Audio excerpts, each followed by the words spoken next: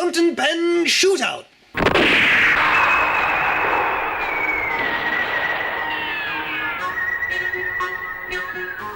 And today we will have a look at not one, not two, but three Montblanc fountain pens. Here we go. Montblanc 146, 149, and the Montblanc M.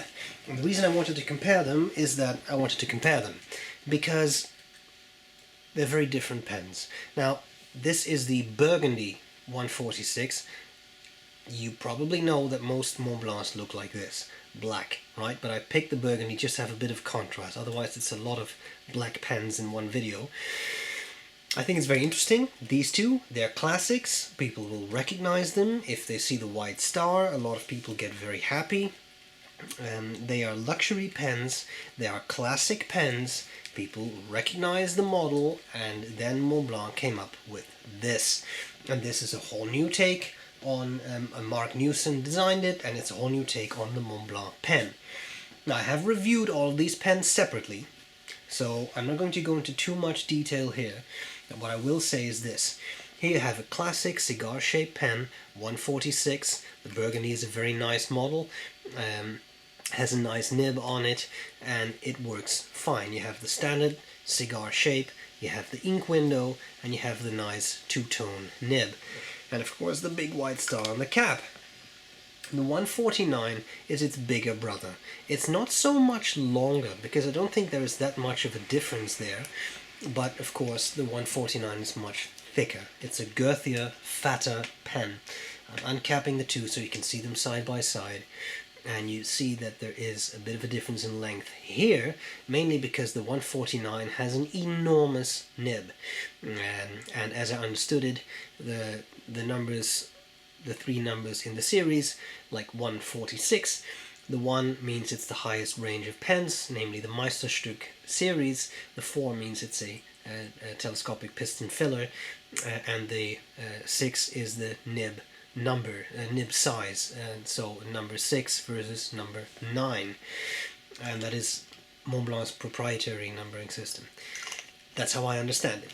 And the 149, again, you have that ink window there, you have your big nib, you have the feed, that's all very classically shaped, it's all very Montblanc. And then Montblanc decided to be all hip-like and have a fancy pen made. And the fancy pen has some interesting features. It has a flat bit here, which serves no function because you cannot really post this pen. It has a magnet in the cap. Now, in my review, I incorrectly said that that was to close the cap. Apparently that is not the case, so what I said there, that it's not really that useful because it doesn't always make the cap snap shut, does not apply. Apparently it is only in place so that you have the white star there, you let go, and the clip aligns to that. That's why the little magnets are in there. So I stand corrected. Fine nib. It has a metal section with ribs. It has an oddly shaped nib, I find. Sorry, but I do. That's a bit Lamy Safari-like, the way it's folded around the feed.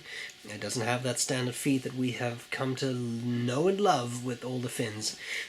Or comb, whatever you like to call it, and it doesn't take, it doesn't have a piston filler. It has a cartridge thing in it, and it doesn't even fit every converter. This is a Kaweco converter, which is one of the few converters I was able to fit in there. So there you have it, the classics versus the cool kid. Which pen do I prefer? Meisterstücks, for sure. And the reason is, I like what Montblanc tried to do. I like that they try to modernize their look. But on the other hand, I think a lot of Montblanc's success depends on their classic look. The look that everybody knows. Fountain pen lovers know this. They know that. They do not recognize this. This could be anything. This could be a Lamy. And in fact, it is a Montblanc. I also think it has too many things that just don't work so well. I understand that you want to put the star out when someone is writing, and you want to put it in their face. So you make this flat, and you kind of have that line out and then you can see that white star. Well, here's a message for you. If you take this pen and you post it, which doesn't make it very heavy because it's all precious resin, and you write, you can also see the white star. So the flat bit, I don't think it works so well. Also because you can't post your pen. You cannot post this. It will not stay on. It will just fall off. The ribbed section, interesting, nice idea. Not the first time we see this. It's not extremely uncomfortable, but to be honest, I find this resin a whole lot more comfortable. It's also smooth, so it's nice to hold, as opposed to having very fine ribs that you grasp onto. That would be my suggestions. Apart from that, it's interesting to have a cartridge converter filled pen, I guess, although it's not inexpensive. It's a few €100, so it's not like the M is a €500 pen. So why isn't it a converter? Why isn't it a piston filled pen? That's what Montblanc is known for. I know they have a few cartridge converter filled models, but they're known for their piston fillers. I just don't get it. I don't get what Montblanc was trying to do here. Or maybe I should rephrase that. I do get what they were trying to do. They were trying to modernize their look, and I don't think they succeeded. And that's my personal opinion, of course.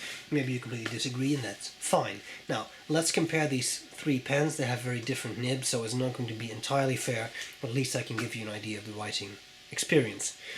Let's do that, and that's all there's to it. Hope this was useful. Glad to see you later. Bye-bye. Okay, this Montblanc Shootout.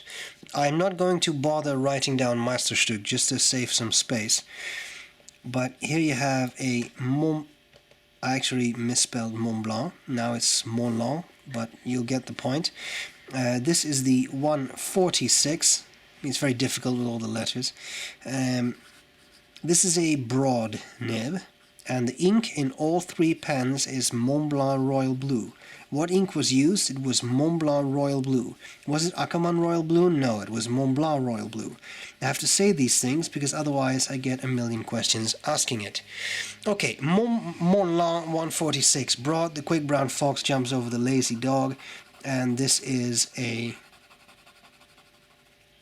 nice wet writer.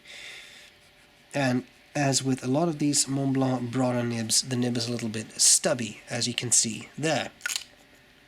Then we have the Montblanc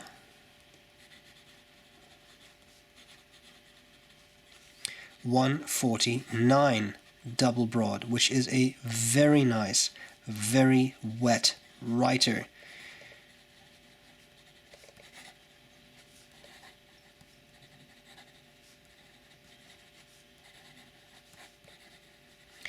Double broad, beautiful, juicy, wonderful, lovely nib. And when I say juicy, I'm really not kidding. That thing is a gusher. Also a bit stubby. Okay. Then, this is really wet. You see that? I started there, still wet. See that? That's a wet writer. Okay, now this beautiful pen, the Montblanc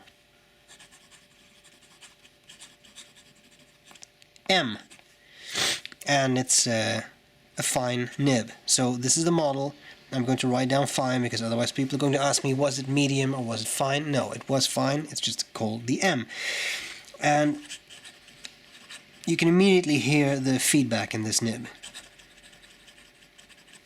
But of course, these were broad nibs, this was a fine nib, and fine nibs give a bit more feedback typically. That doesn't mean there are no smooth fine nibs. See, for example, Oma's Paragon. I have a fantastic smooth fine on there. But this nib, I don't know, it's also very hard. I find it fairly rigid. This 146 has a nib that yields a little bit under just a minor bit of pressure, and this nib, well, it opens up a bit, but it doesn't really get any smoother. Could just be because it's a fine nib. Wetness, it's not that it's not properly tuned or anything, because you can see it leaves a nice wet line, and, well, I don't think there's really any stubbiness here, but of course it is a fine nib.